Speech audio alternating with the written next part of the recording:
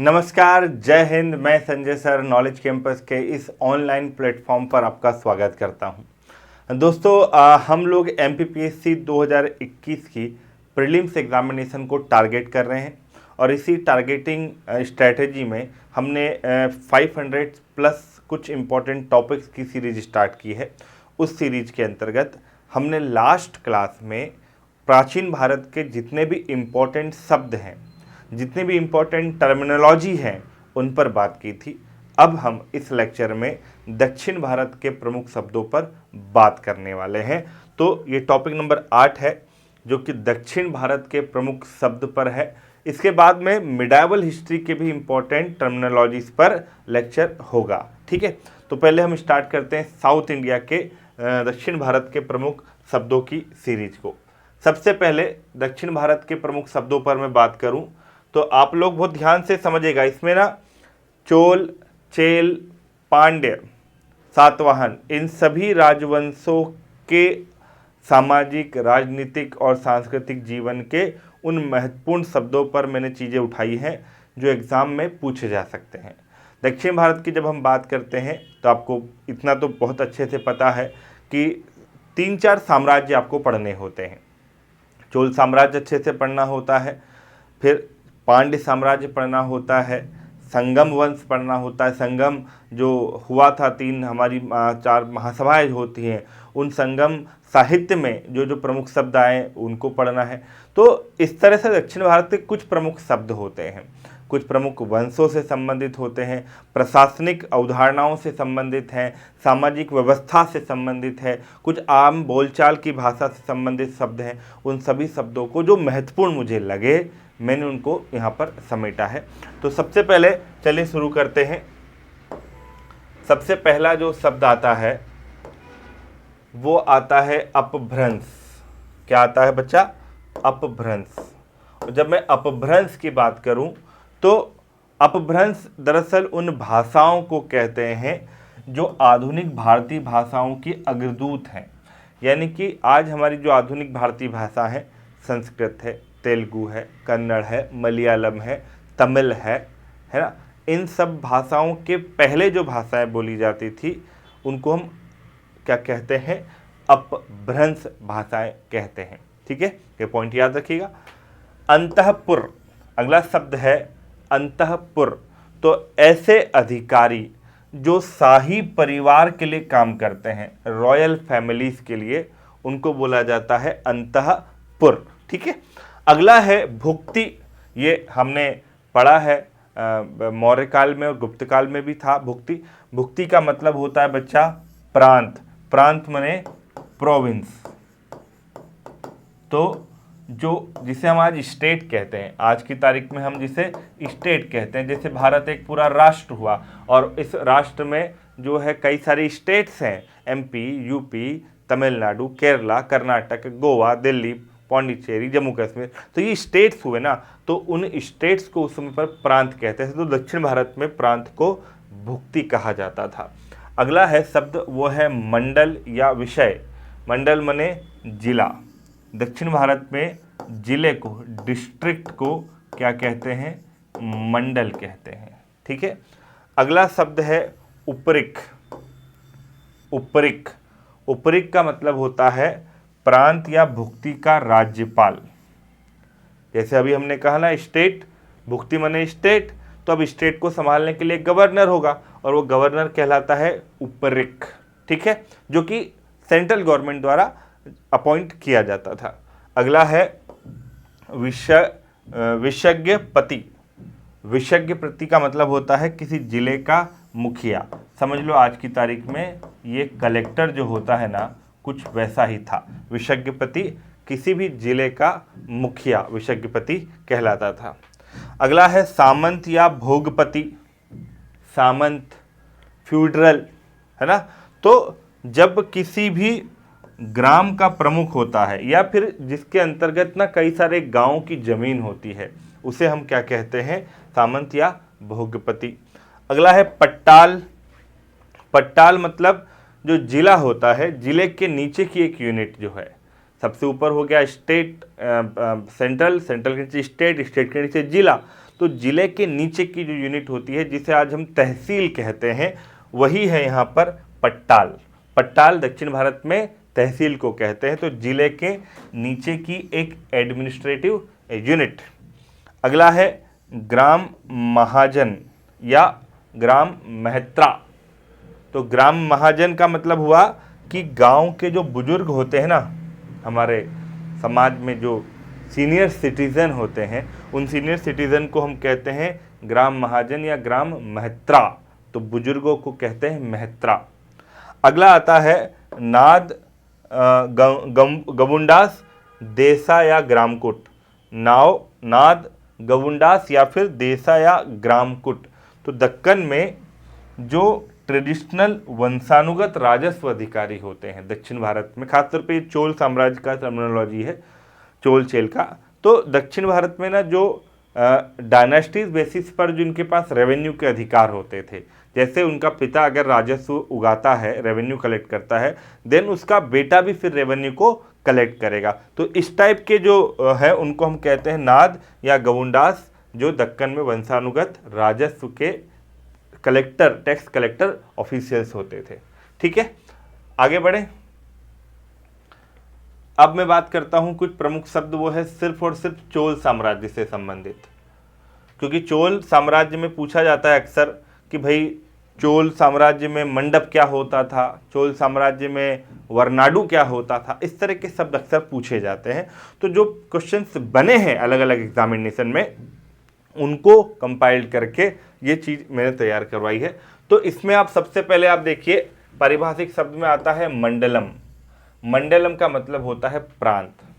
हमने अभी पढ़ा दक्षिण भारत में बाकी जगह पर प्रांत को भुक्ति कहते थे, पर चोल साम्राज्य में प्रांत को क्या कहते हैं बच्चा, वो है मंडलम। ठीक है, अगला है वलनाडु या नाडु।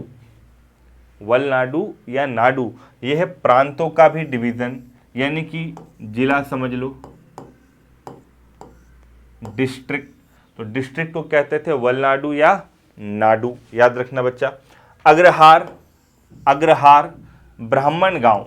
ब्राह्मण गांव मतलब क्या होता है, मतलब एक तरह से जो ब्राह्मणों का गांव होता है और जहां पर मतलब वहां की जमीन भी जो ब्राह्मणों को दान कर दी जाती है, ऐसे ब्राह्मण गांव होता है, तो उसे हम कहते थे अग्रहार। ऐसी जमीन पर ना सरकार टैक्स नहीं लगाती थी, क्योंकि भाई वो ब्राह्मणों की ज़मीन हो गई, ब्राह्मणों का गांव हो गया, उसे टैक्स मुक्त कर दो, ये चोल साम्राज्य में चलता था। अगला है उर सभा या महासभा। उर सभा या महासभा, तो ग्रामीण क्षेत्रों में जो विधानसभाएं होती थी या स्थानीय स्वशासन के लिए शब्द होते थे, उर सभा या महासभा। जैसे हमारे यहाँ आज ग्राम पंचायत होती है। अच्छा, चोल साम्राज्य का जो स्थानीय स्वशासन है, जो लोकल एडमिनिस्ट्रेशन है, वो बहुत अनसेकेंडरी है। अगर हम दक्षिण भारत पढ़ते हैं तो चोरों का स्थानीय प्रशासन बहुत डिटेल से पढ़ते हैं, बहुत संयम से पढ़ते हैं। कारण उसके पीछे क्योंकि उसका कॉन्सेप्ट बहुत ही लॉजिकल था। वहाँ पर लोगों को बहुत सारे अधिकार दिए थे उन्होंने अपने लोकल एडमिनिस्ट्रेशन में। तो उस समय पर जो सभा होती थी, जो लोगों की इकट्ठा होने की जो जगह थी, जो लोग इकट्ठा होकर के डिसीजन लेते थे, जैसे आज हम ग्राम सभा में लेते हैं, बस वैसा ही कुछ यहाँ पर था, जिसे हम उर सभा या महासभा कहते थे। तो लोकल एडमिनिस्ट्रेशन बॉडी की जो एक तरह से सभा है, उसे उर या सभा कहते थे। अगला आता है मंडप। मंडप होता है हॉल, स्तंभित हॉल। स्तंभित मतलब कि जो मंदिर होता है ना, मंदिर में बहुत सारे पिलर खड़े होते हैं और उन पिलर से संबंधित फिर उस जगह को हम हॉल एक पूरा, तो वो होता है मंडप। ठीक है, अब आते हैं गर्भगृह। सबको पता है एक मंदिर में सबसे प्रमुख जगह होती है गर्भगृह, उसके आसपास ही बाकी सब चीज़ें बनाई होती हैं। गर्भगृह बच्चा वो जगह जहाँ पर भगवान या कोई भी देवी या देवता की मूर्ति स्थापित होती है। छोटा होता है हमेशा गर्भगृह, ध्यान रखिएगा। अब चोल साम्राज्य में एक कॉन्सेप्ट चलता था, वो है देवदासी। देवदासी परंपरा आधुनिक भारत में एक सामंतवादी परंपरा को माना गया और इसे बाद में फिर हटाने के लिए कई सारे आंदोलन भी चले और उस आंदोलन के दौरान ये हटी भी सही। देवदासी परंपरा है क्या कि किसी भी बच्ची को उसके माँ बाप मंदिर में छोड़ देते थे भगवान की सेवा करने के लिए, मंदिर की सेवा करने के लिए, भगवान के घर की सेवा करने के लिए। तो देवदासी मतलब जो देवता की दासी बन जाए, मगर भगवान कभी किसी को दास नहीं बनाना चाहता। ठीक है, तो बाद में क्या हुआ कि वो जो दासी दरअसल क्या है, वो स्वेच्छा से भगवान की भक्ति करे और सेवा करे। मगर बाद में क्या हुआ कि जब मंदिर के मठाधीश होते हैं, जो जो प्रमुख वहाँ पर प्रेस्टिजिबल पोजीशन में जो लोग रहते हैं, वो उन देवदासियों का एक्सप्लॉयटेशन करने लगे, उनका शोषण करने लगे। तो वो परंपरा फिर क्या हो गई, गलत होती चली गई। तो देवदासी कॉन्सेप्ट चलता था, जो अब नहीं चलता, अब नहीं है, अब खत्म हो गया है। बट ये भगवान की सेवा के लिए समर्पित महिलाओं का समूह देवदासी कहलाता था, आप ध्यान रखिएगा। ये 3 मार्कर में भी आ सकते हैं सारे प्रश्न, है ना।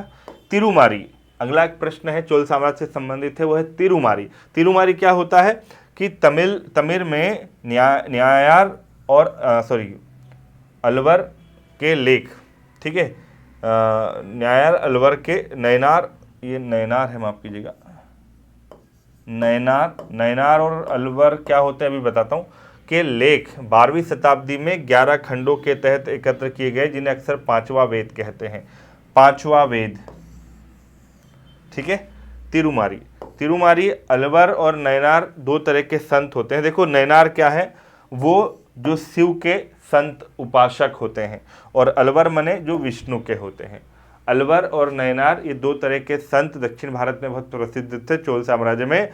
तो अलवर मने वो जो विष्णु भगवान को सामने रख करके अपनी भक्ति धार्मिक जीवन की उपासना करते हैं, और नयनार मतलब वो जो शिव की उपासना करते हैं। तो इन दोनों के जो साहित्य है उसको जो कंपाइल्ड कर दिया गया वो कहलाया तिरुमारी, जो लगभग 12वीं शताब्दी में इकट्ठा हुआ था। इसे 5वां वेद भी कहते हैं। ठीक है, चलो आगे बढ़े बच्चा। अब आते हैं हम चोल साम्राज्य या दक्षिण भारत से संबंधित कुछ आर्थिक और सामाजिक जीवन का कॉन्सेप्ट,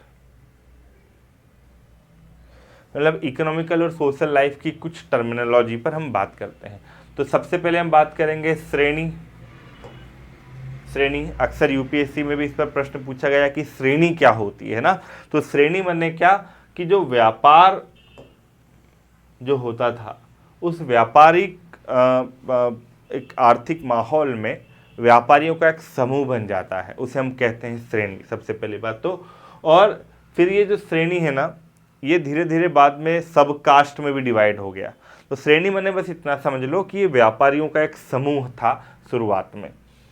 अब द्वादश श्रेणी मतलब जो वैश्यों की उपजाति, भाई व्यापार अधिकतर कौन करता था, वैश्य कम्युनिटी करती थी। तो वैश्य कम्युनिटी में भी एक अलग सीरीज बन गई, श्रेणी बन गई, उसे हम क्या कहते हैं, द्वादश श्रेणी। द्वादश का मतलब सबको पता है 12 होता है वैसे तो द्वादश श्रेणी मतलब जो वैश्यों की एक सब कास्ट बन गई, बट व्यापारियों की। ठीक है ना। अब आते हैं मुंज एक तरह की घास होती है ना। राजा मुंज हमारे यहाँ रहे मध्य प्रदेश से संबंधित, बट यहाँ चोल साम्राज्य में दक्षिण भारत में मुंज मने एक घास को हम मुंज कहते थे। ठीक। सामंत, रानक या रोता, ये सामंत, रानक या रोता ये सामंती वर्ग था, राजपूत वर्ग जो होता था उसे हम सामंती वर्ग, राजपूत वर्ग। भोग मने राजस्व, भोग मने राजस्व, रेवेन्यू जिसे हम कहते हैं रेवेन्यू। अगला है महासामंताधिपति। दरअसल ये क्या है, ये एक टाइटल होता है। महासामंताधिपति एक टाइटल है जो मंत्री, अधिकारी और सामंती जो लोग होते हैं उनको दिया जाता था और उसका इस्तेमाल करते थे। तो महासामंताधिपति। फिर आता है कोटीश्वर होता है करोड़पति। कोटीश्वर माने करोड़पति, पैसा वाला, कोटीश्वर। यानी आज की तारीख में अगर हम देखें तो मुकेश अंबानी क्या है, कोटीश्वर है। टाटा क्या है, कोटीश्वर है, करोड़पति। उत्पलशक, अगला है उत्पलशक माने कड़वे स्वाद की जंगली सब्जी। दरअसल एक प्रश्न पूछा है बच्चा, इसलिए मैंने इसको लिखा। उत्पलशक माने कड़वे स्वाद की जंगली सब्जी। बसादी का मतलब होता है जैन मंदिर। दक्षिण भारत में जैन मंदिर को बसादी कहा गया, बसादी। महास्तंभ, महास्तंभ जो है पिलर होता है उसे महास्तंभ भी कहा गया। ठीक है, तो ये दक्षिण भारत के कुछ प्रमुख शब्द थे। मुझे लगता है कि ये चीज़ आपको पता होनी चाहिए, बस उस संदर्भ में ये सीरीज में हमने इसको रखा है। तो गाइस ये दक्षिण भारत के प्रमुख शब्द थे। अगले इसमें टॉपिक नंबर 9 जो होगा उसमें हम दक्षिण भारत के बाद में अब चलेंगे मिडाइवल हिस्ट्री के सभी शब्द पर। दिल्ली सल्तनत, मुगल सल्तनत और मराठा साम्राज्य, इनके जो प्रमुख टर्मिनोलॉजी है उस पर हम बात करने वाले हैं। तो जो लोग नए नए चैनल पे जुड़े हैं प्लीज़ सब्सक्राइब कर लीजिए, अपने दोस्तों तक इसको पहुंचा दीजिए। मेरे जितने भी बच्चे हैं जो मुझे पढ़ते हैं अपने अपने व्हाट्सएप के स्टेटस पर इसको लगाइए, शेयर करिए, ज़्यादा से ज़्यादा बच्चों तक पहुँचे, अगले एग्ज़ाम में वो लोग भी सब निकलें और उनको कहीं ना कहीं बेनिफिट हो जाए। बस इतना ही हम लोग चाहते हैं गाइस। तो thank you so much. Telegram join कर लेना क्योंकि ये सारी PDF आपको टेलीग्राम पर मिलने वाली है। तो टेलीग्राम पर आपका होना बहुत ज़रूरी है, जहां आपको टेस्ट पेपर और इन सारे टॉपिक्स की PDF मिलेगी, जहां आप इस चीज़ों को रिवाइज भी कर सकते हैं। Thank you so much.